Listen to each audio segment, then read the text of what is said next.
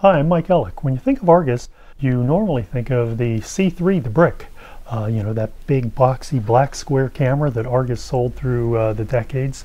Argus claims to have sold 3 million copies when it was available, and I believe that spanned several decades. So, quite an achievement on any level. What we're looking at right now is the Argus V-100, arguably the highest quality camera ever sold by Argus. Notice I didn't say made by Argus, because if you look on the bottom, you'll see it says made in West Germany. From what I've read, this was made by Ilford. It was a West German manufacturer, again, maker of products for the lower price segment of the market. Ilford was later bought up by Agfa. I think some of its models served as a basis for some of the Agfa models, but we don't want to get too far from that. This particular camera was available with two lenses, either this Cintar 2, and there's a faster, this is an f2.8, and then there's a faster f2.0 Syntagon. They both are set in a synchro computer shutter with speeds running from 1 second to 1/500th of a second plus B. They offer rangefinder focusing, and they also have built-in selenium meters. The meter on this camera, it's a 2-range meter, which means you open it when you're in dim light and you close it when you're in daylight. Unfortunately, the meter is no longer working. It's just a consequence of sometimes you get a camera and some things don't work. This is a very well-built camera. It has a couple of quirks and one major shortcoming, which I'll explain. This camera has a true hot shoe, so if you have an electronic or a bulb flash, you just slide it in. There's no need to plug in a cable. In fact, there's really no place to plug in a flash synchronization cable into the shutter. The focusing ring, as you can see, is at the base of the lens. I find these a little bit hard to focus when they're at the base of the lens. But it's really just a matter of getting used to the camera. This uses what's known as the EV system, or the LV, light value system, or exposure value system, in which the shutter speed and the aperture ring are locked together. And so the idea what you would do is meter your scene, and then the needle would end up perhaps besides one of these numbers, let's say 6 or 8 or whatever. And so then you would take your camera, so you would set it next to whatever exposure value number that is, and then you could use any of these combinations of shutter speeds and apertures. One of the more unusual things about this camera is that there's no obvious way to open the back to load the film. Most cameras have a catch that will release the back, or if you pull up on the rewind post, the back will pop open, but in this case that doesn't work. And there's no hinge, and so it was a little bit baffling. So what I found out is you have to release the rewind knobs. And you can see how I did that. There's a small button with an arrow. You push it toward the end of the camera and it pops up. Now keep pushing and you pull up on that knob, like so. Then you carefully turn it while pulling up. And you'll hear it drop, like drop into a notch. There, did you hear that? Now you keep turning carefully and you'll see this hinge just slowly open. And your back pops open. Very simple. Like a lot of German cameras from that time period, the back is removed when replacing, when either removing or putting in new film. The one thing you want to make sure is the back is, that when you do replace the film, the back is secure.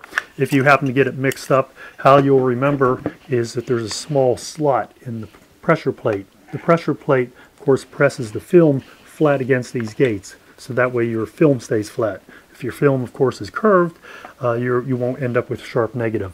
There's a small slot right here, and that should always be on the top side and not on the bottom side. For example, here, it's down on the bottom, so that's the incorrect way to put it.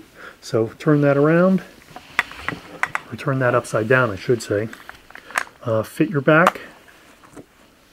Press it into place, you'll hear a click, and then you're good. Just give it a little tug, and that way you know that the back is in place correctly. This, as I mentioned, this has rangefinder focusing. Rangefinder focusing, of course, is much more accurate than simply making your best guess. So what you would do is you peer through this tiny, tiny viewfinder, and as you can see, it really is very tiny. In fact, it's so tiny that if you wear eyeglasses, I think you might have trouble seeing that secondary image. So you peer through it, and in the middle you'll see a small, I guess, duplicate image, and you turn the focusing ring until those images align. Once they're aligned, that means whatever you're focusing on is in focus. Then you recompose your image and take your photo. This has a front-mounted shutter release, like so, so you just have to get used to that. Like all leaf shutters, it's rather quiet. Listen. See, so it's very nice to use out in public, or even indoors if you're trying to be discreet with your photography.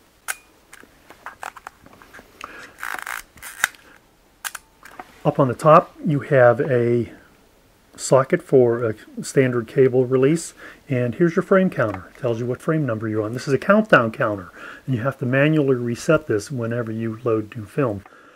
Now, one of the shortcomings of this camera, which I had mentioned in the beginning, is the physical placement of the viewfinder. When you hold the camera, as you can see, you really can't keep your thumb on the film advance. So what you end up having to do is really move your thumb way out of the way here in order for you to fit your eye next to it.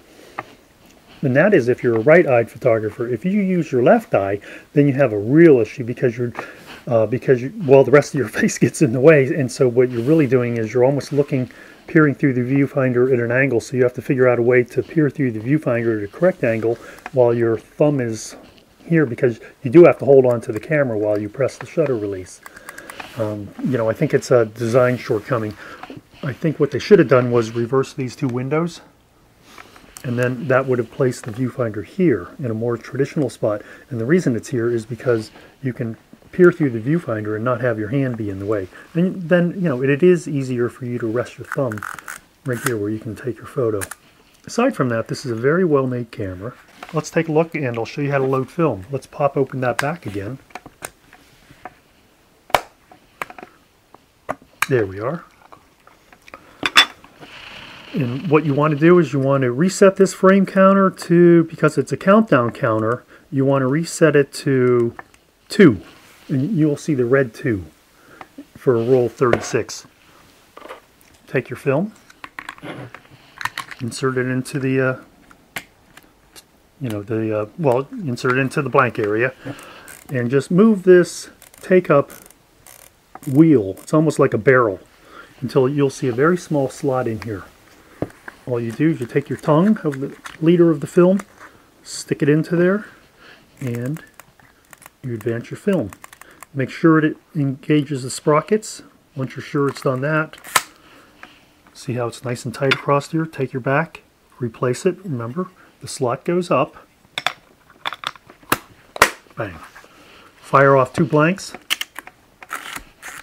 1, 2, and your next shot, the next time you wind the film, you're going to be live. So let's go ahead and take some photos, and we'll be back and I'll show you how to unload the camera. Once you've finished taking your roll of film with the Argus V-100, how do you get the roll of film out of the camera? Well, it's actually much simpler than you would imagine. You have a little rewind button. However, it's not to press once and release. You have to keep it pressed the entire time. So the first thing you need to do is to extend the rewind knob. And there's this little arrow on the back of your camera. Push it and you'll see the rewind knob pop up, like so. What you have to do, very inconvenient, very German. This is how almost all the early cameras worked, 35mm that is. You press and hold that rewind button while turning the rewind knob. If you release it, you'll hear it lock the take-up spool. Did you hear that? So that's why you have to keep it pressed the entire time. Now imagine holding the camera in midair while you're turning, and you can see that it's a very long process, especially if you've rolled a 36 exposure roll of film. As you get near the end, you're going to feel some resistance. And you can just keep turning, or the easiest way, I think, is to remove it manually from the take-up spool. In order to do that, now you have to fully extend your rewind knob. Once again, push this little arrow and pull up on the rewind post. Now you see it's fully extended. Now what you want to do is Continue turning until you hear a little click. There, did you hear that?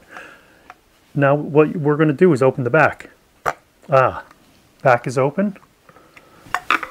And you can see how the film is still attached to the take-up spool.